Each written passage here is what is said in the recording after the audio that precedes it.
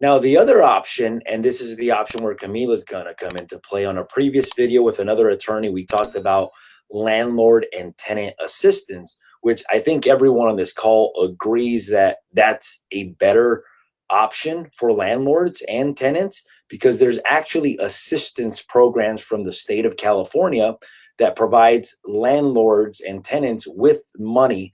So Camila, do you mind elaborating on that? Like, what is this, or maybe Bryan can elaborate on what does this program look like? And then Camila can talk about the process. All right. So your first question was what the program is?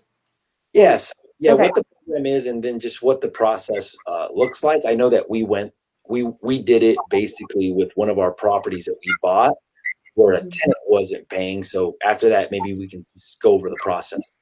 Okay. Yeah. So it's just a program that, it's by, which I didn't know, but it's a lottery program that you're chosen by lottery where you need to apply either the landlord or the tenant, and you are eligible. You could be eligible to get financial assistance for rent. So the process pretty much is that you would go into the website, either the tenant or the landlord, go to housing.ca.gov, and you would have to start the application process, make your typical username and password and go in.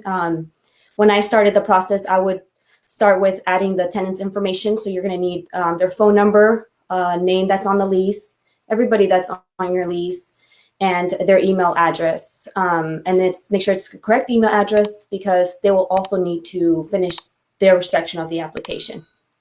So it's very important for you to communicate with your tenant, letting them know that you're going to be doing this, because they will also need to submit some paperwork on their behalf to make sure they are also eligible to qualify. Awesome.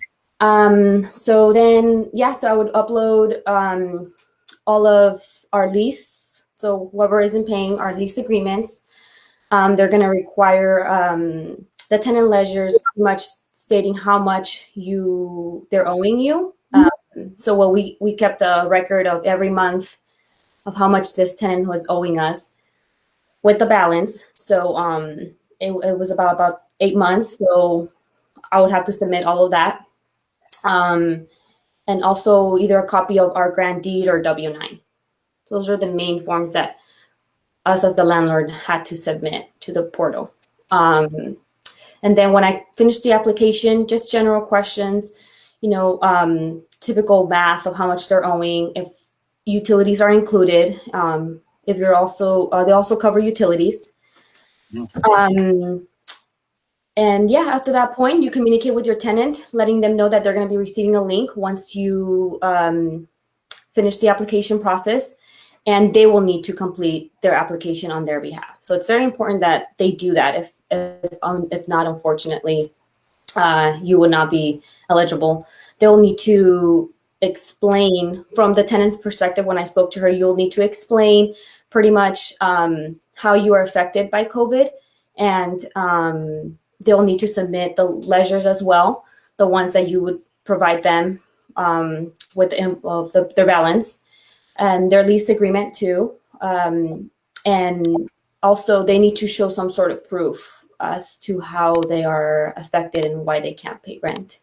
I don't know what proof our tenant showed, but they'll do their due diligence with the program and making sure that they're actually, they're legit. Yeah.